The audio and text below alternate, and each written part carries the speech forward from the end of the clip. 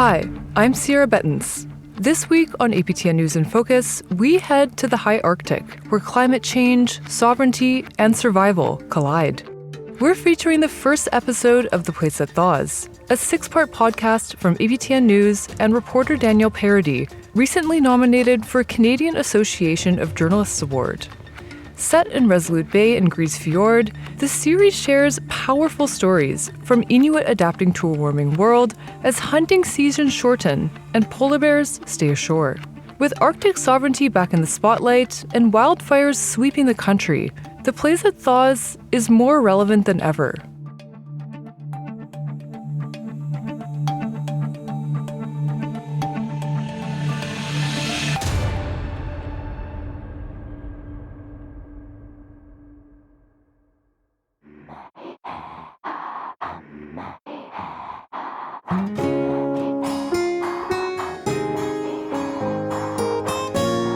From the uncharted territory of the 1600s to today's climate challenges, the Arctic remains a realm of exploration and resilience.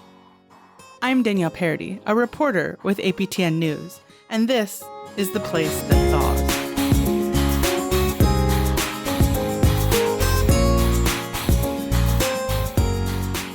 Across 6 episodes, my colleague Trevor Wright and I take you to northern communities in Canada to experience life in the warming Arctic. We decided to speak to the locals ourselves and find out about the sorts of changes they've noticed in the weather, the landscape, and how it's affecting them and their communities. And we explore how Bill Gates and Dan Aykroyd somehow come into this.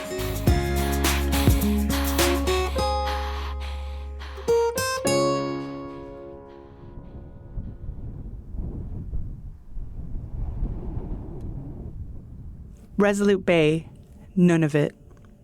In the high Arctic, Resolute Bay is at the eastern entrance of the Northwest Passage.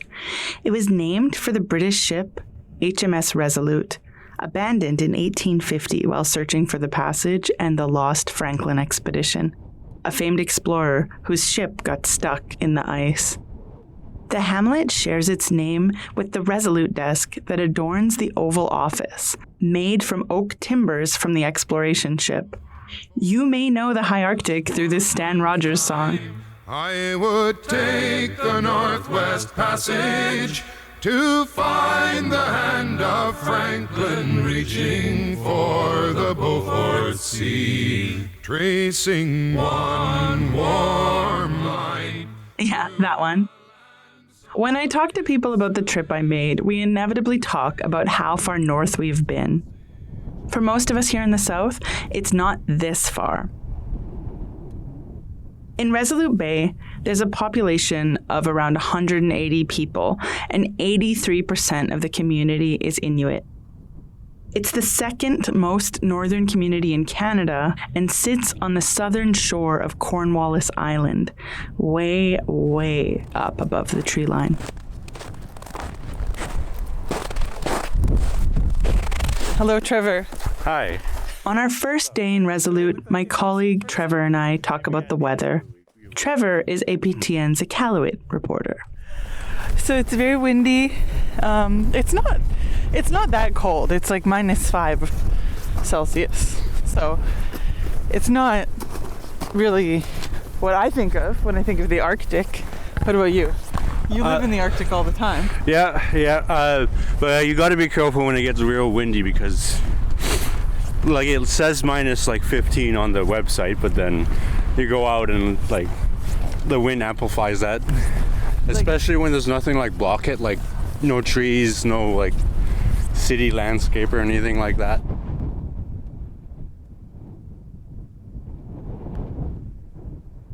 The land is dark and full of gravel when not covered in snow. There's not a lot of topsoil, and the rock that juts out of the bay is limestone and sandy dolomite, a sort of gray or tan-colored rock. The hamlet has been in its current location since 1975. There are many species of wildlife around the Arctic Ocean: polar bears, seals, and narwhal, to name a few. Ravens replace the seagulls you would find in the more southern communities, And when we were there, the Arctic Ocean was not yet frozen.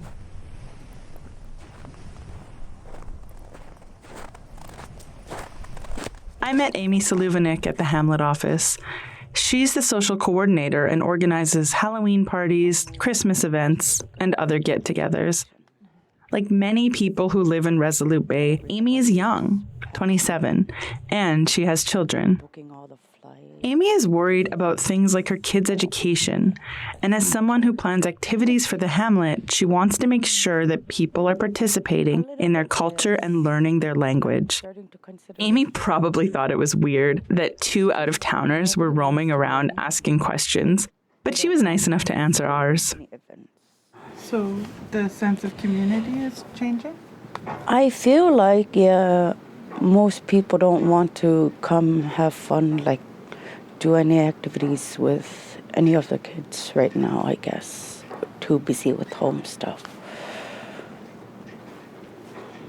Was it different when you were little? Yeah, people were out more and they would do activities. I noticed that the more they have devices, the more they're home. So even in Resolute Bay, people are just on their phone too much? Yeah. It's literally everywhere. Yeah. I have one too. As someone who has lived in Resolute the majority of her life, she's also worried about the changing weather patterns. What I noticed is that there's like less snow, more wind. Yeah. Like there used to be so much mountains of snow, and now it's not so much anymore. Even this time of year, there'd be a lot of snow? Yeah. Oh. I remember one time there used to be, there was so much snow that the doors and the trucks were covered. And now it's like, Yeah. I don't know, there's maybe like a foot before it got plowed. Yeah. You know, they plow the roads here better than Edmonton. Do they? I'm serious. In Edmonton, there's giant windrows and you have to like step over them to get anywhere. But it looks like they did a really good job moving it out of But the way. it's slippery, Yeah. so it's scary. Right. Yeah. Like, the roads are so bad here now that most of the good operators resigned or retired. I've heard that in the north, people just walk into people's homes. Is that Yeah. true? You just walk in? When people knock, we think it's the cops.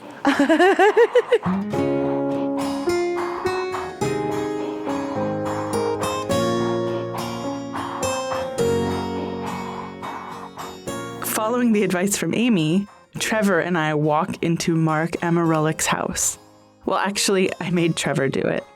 We don't have the exact moment on tape because in my deep discomfort about the idea, I forgot to press the record button.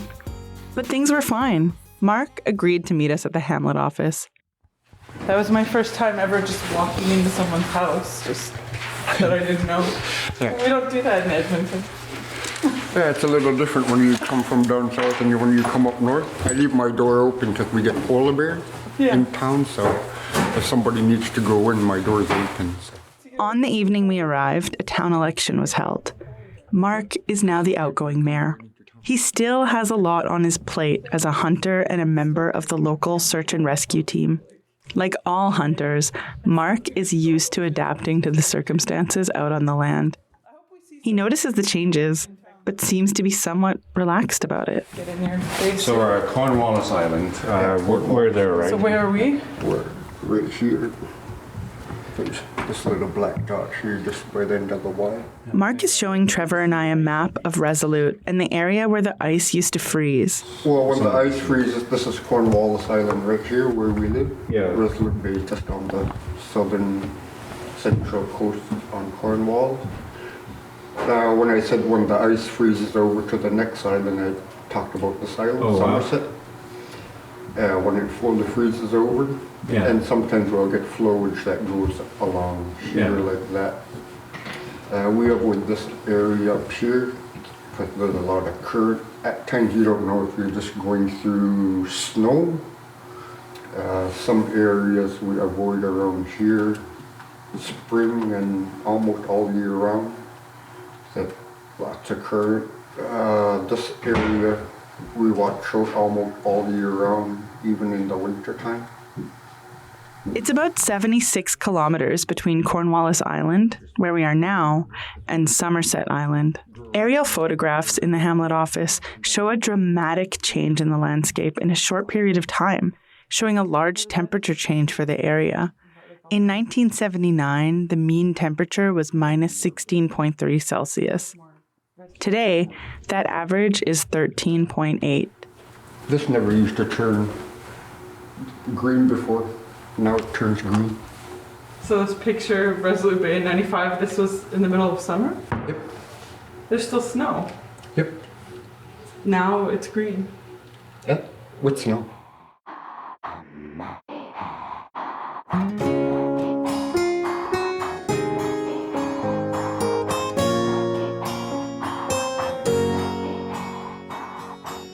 After meeting Mark, we asked to speak to his father, Peter Amarulik, who was born in Resolute. Peter's parents were part of a group who called themselves the High Arctic Exiles.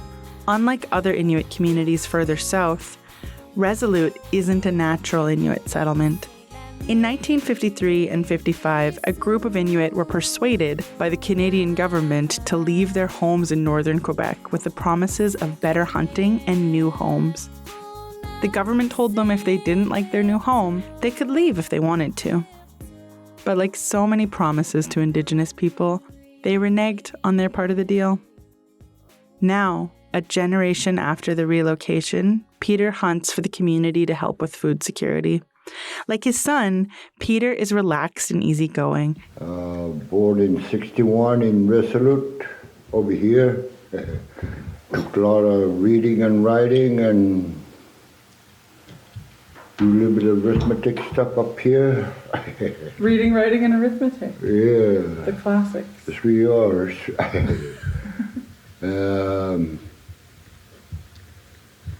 I had a chance to go to school, to college, but I couldn't take it down there, so I went back up here. And We walk to his truck so he can give us a tour of the community.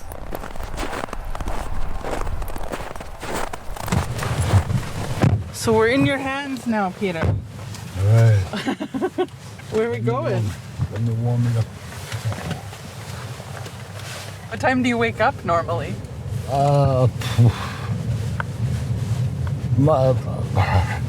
Around 4-ish In the morning? in the morning. What do you do then?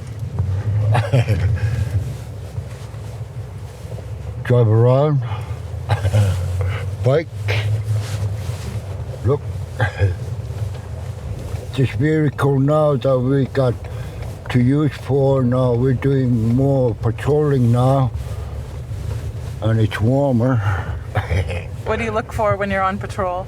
We make sure no bears are coming around here, make sure the dogs aren't excited. And what do you do after your patrol? Well, we got some harvesting to do, and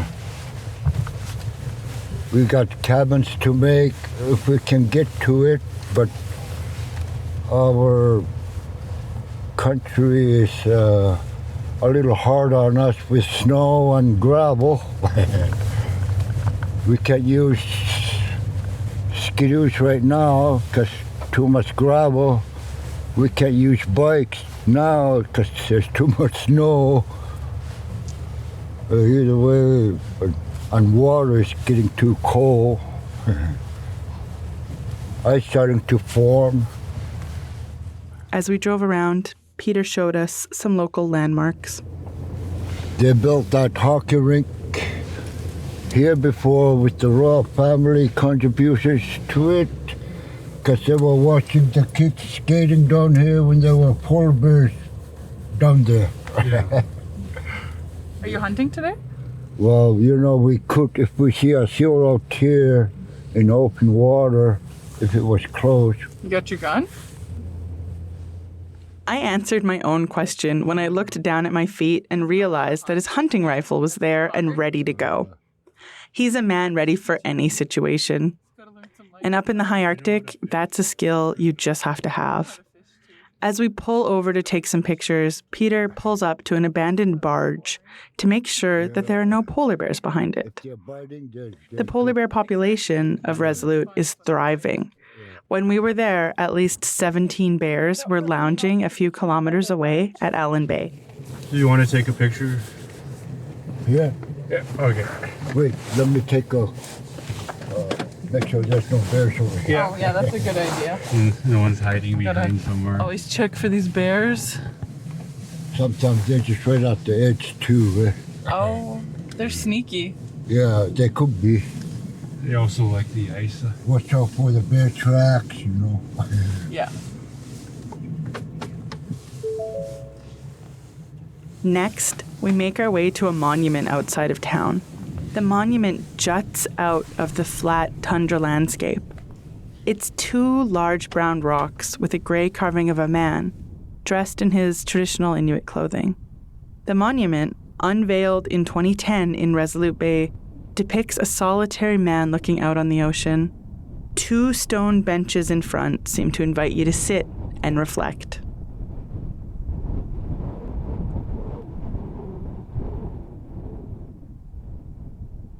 My father was asked to make that carving. Your father made this carving? Yeah, as a monument for the people from northern Quebec. It's facing straight down Nunavik, northern Quebec, straight towards Inuit Rock, facing straight down. That's what they were hoping for them to come. And what is it representing? The people's us. We're here.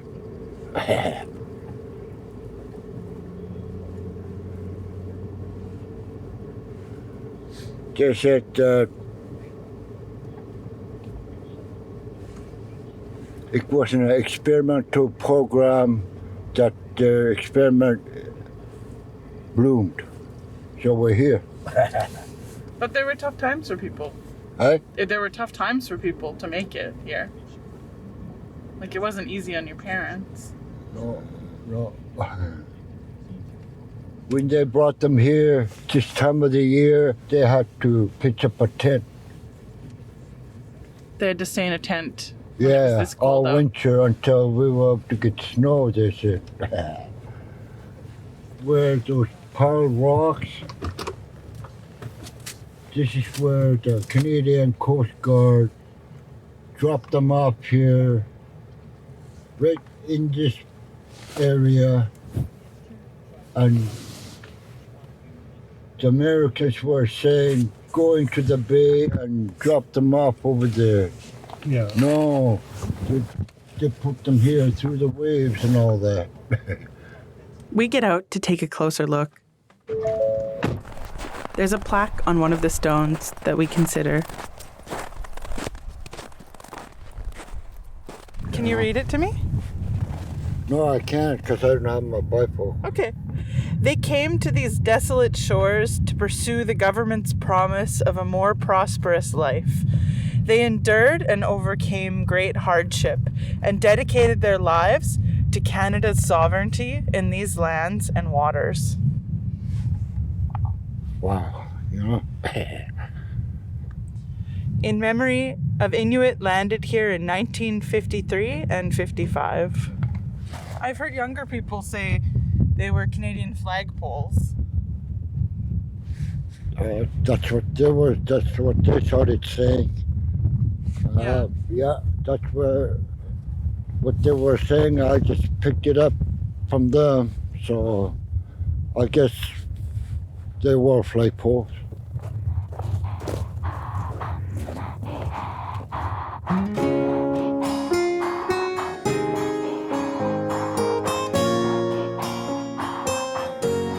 Nancy, Peter's wife, works for the Hunters and Trappers organization, but she's at home on the day we meet her.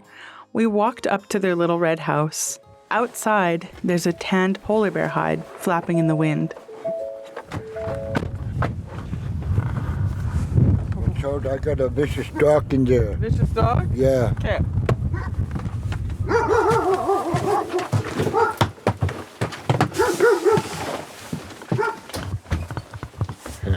Hello, vicious dog. It's a small black dog, happily wagging its tail. It's something. So scary. As we come in, Peter speaks to his wife in Inuktitut. Hello. I don't know what they're saying to each other, but I imagine it involves explaining why two strangers are walking into her house holding cameras and audio recorders. Come on in. Hi, Nancy. My name is Danielle. I'm with APTN. Nancy, Nice to meet you, Nancy. I asked if we could come over and just meet you and say hi. welcome to our house. Thank you. She and Peter have been married for 34 years. I ask them what their secret is. Lots of forgiveness and lots talking together. Talking? Yeah, absolutely. We've been together 44 years. 44 years? Yeah. Wow. We were together 10 years before I asked him to marry me. You asked him? Yes. As soon as we came in, Peter and Nancy started showing Trevor and I some of their collection of rocks, tools, and other precious items. Some were from my great-grandparents. Wow. From here too, and in there. While we are talking, I ask Nancy, who has lived in Resolute Bay for most of her life, what changes to the climate she has seen. She moved with her parents when she was 2. We don't have any more ice. Like, we got lots of glaciers, the icebergs now, but no ice. Wow. So we have to go to a river, so we have to carry water if we want to make tea or coffee. Yeah. I point to a photo collage on the wall and ask about it. There are brightly colored marine plants and animals. Ocean. Wow. In our bay. Most of them. A friend of ours, he's a scientist too, a diver. He took those, see what's in our ocean. It's more than you would think. Yeah, a lot. Like a lot of stuff. Never knew there was that much animals down there. Yeah. Sea creatures until they showed us. Do you guys expect to see more ships, like shipping ships? A lot. There was about 14 and lots of little yachts. Besides the new traffic, a warming Arctic also has international implications for Canada and the small communities that are located in the north. As temperatures rise and the ice continues to melt, shipping routes between the Arctic could cut transit times by between 30 to 50% for major routes like those connecting China and Europe.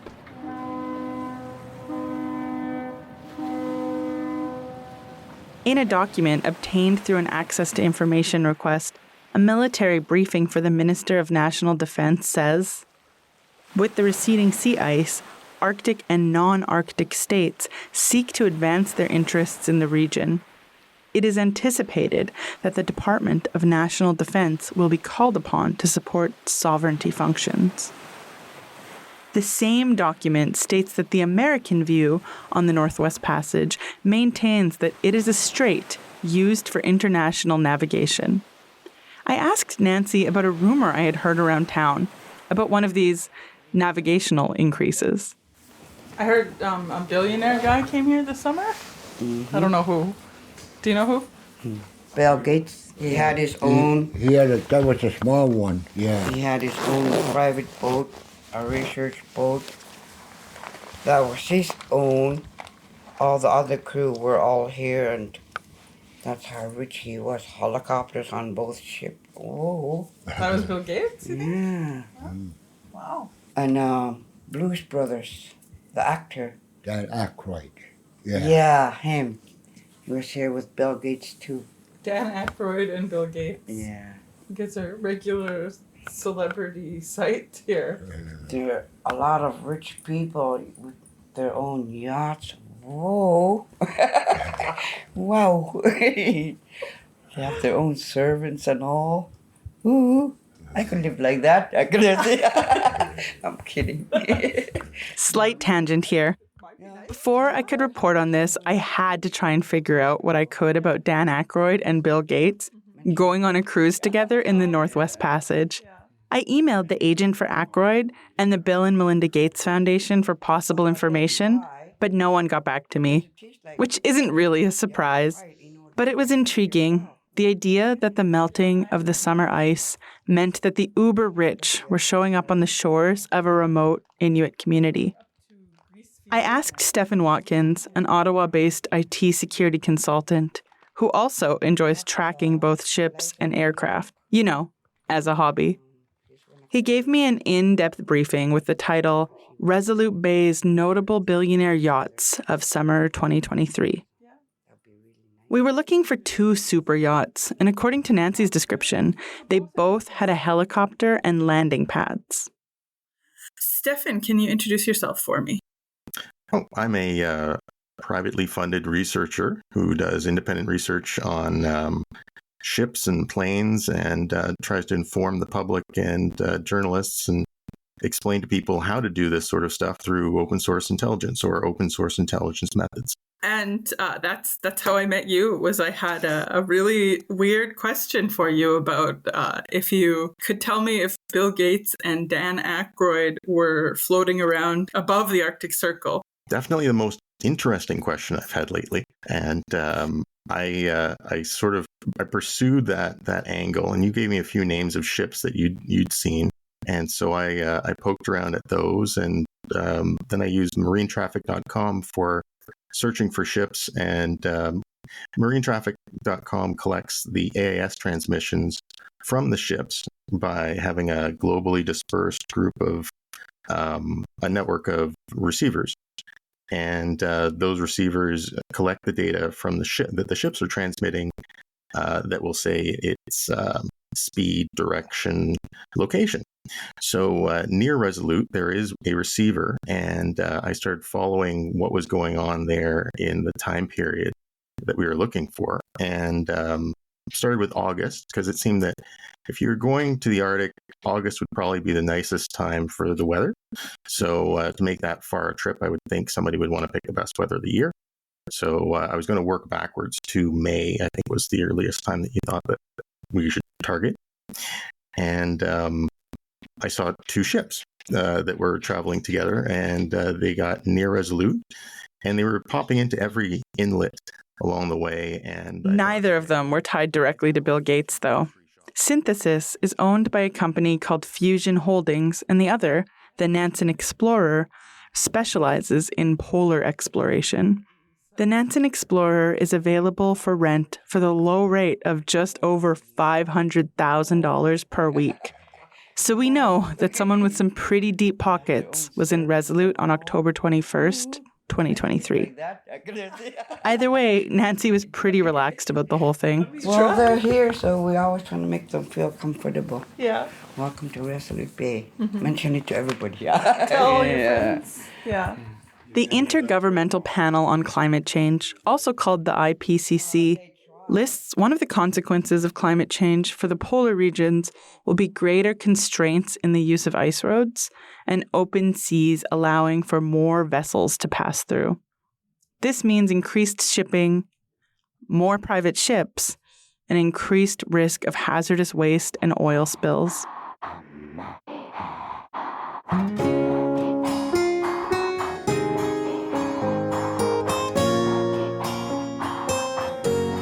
So what is the history of the Northwest Passage? It's a place that just a few hundred years ago seemed impassable. The Northwest Passage, once a perilous frontier, is now home to a new kind of exploration, a cultural exchange navigating through Inuit culture and the challenges of a changing world. In 1845, Sir John Franklin, a seasoned British explorer, set sail with 2 ships, the HMS Erebus and the HMS Terror, in a quest to discover the fabled Northwest Passage. Tragically, the expedition met a grim fate as both ships became icebound. 129 people lost their lives, and the passage was not fully navigated by boat until 1906. The ships from the expedition were lost until 2014, when a search led by Parks Canada found the Erebus. 2 years later, the Terror was found in pristine condition by the Arctic Research Foundation. They found it right where an Inuk hunter said that they would. Here's an APTN story from 2016. Parks Canada and the Coast Guard have spent millions looking for Franklin's lost ships. But for more than a century, there have been Inuit stories of where the ships were located. But Canadian officials never bothered to look. Nearly 2 centuries after the Franklin expedition, the region is still a place for exploration. This summer, Mariah Erklew, an Inuit youth from Pond Inlet, finished her second expedition on a tourist voyage in the Northwest Passage. She worked as a cultural ambassador, sharing Inuit culture with those on board. I found a Facebook post about her travels in the Northwest Passage and asked if she'd share her experience. It was a first for a lot of things. It was right after COVID, so we were the first ship to go through the Northwest Passage. And on top of that, we went in the middle of July, and that was considered the earliest that a ship attempted to go through the Northwest Passage. So there was like a lot of firsts happening. The voyage it took about 21 days. We started in Greenland and we ended in Alaska. So we traveled through all Nunavut. I've only been to like a few places. And so when we were going through the Northwest Passage, it was like I've never been to these communities. So it was like my first time.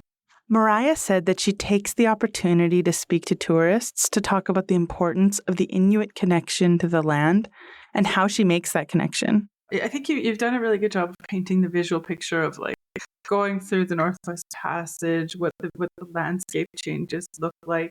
But when you're there and you're sharing culture, what do you think is important for people to learn? What do you want to make sure that they know when you're on that ship? Okay, so like when I'm on the voyage, one of the first things that I usually mention is how I've known and understood the land, going out camping and hunting and going out on the ice. I know the land in Inuktitut first, which is my language. And then I didn't learn the English names until much later, but I needed to learn them in order to present on them. And just like the knowledge that we hold, and even just the land place names, there is a lot of history there. Like if I say one word in Inuktitut to someone, they'll just recognize what that place is like. Because a lot of the land place names it is what it resembles, it is what it provides, what the area looks like, and things like that.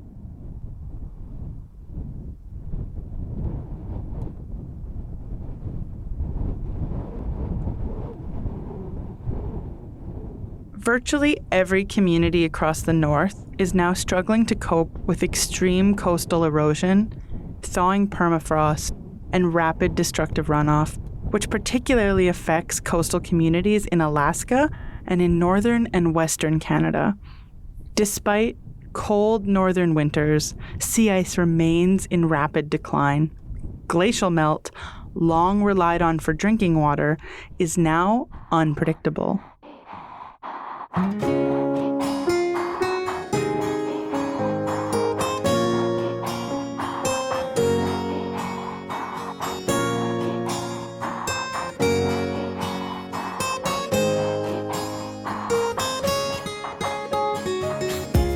In the next episode of The Place That Thaws, we talk to Devin Manick, a 22-year-old bringing back the tradition of dog sledding to Resolute Bay. I started off with one dog, and then German Shepherd, and then another dog. But that was like kind of the beginning. And then I got 2 Inuit sled dogs after that.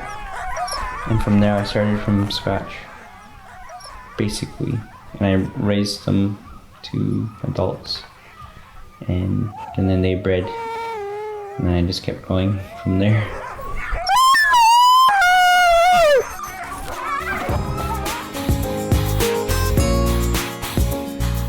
The show is written and recorded by me, Danielle Paradis. Audio editing by Jesse Andrushko. Producer, Mark Blackburn. The title music is by Angela Amarulik. Her song is about the springtime. You can find her on all major streaming platforms.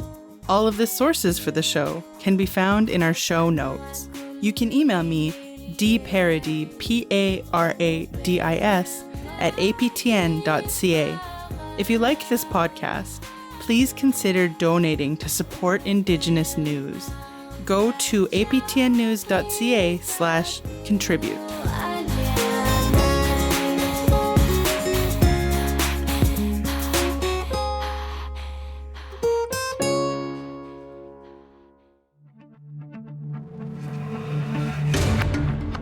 That was the first episode of the Place That Thaws.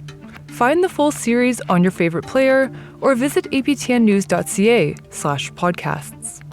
I'm Sierra Bettens. Thanks for listening, and talk to you next week.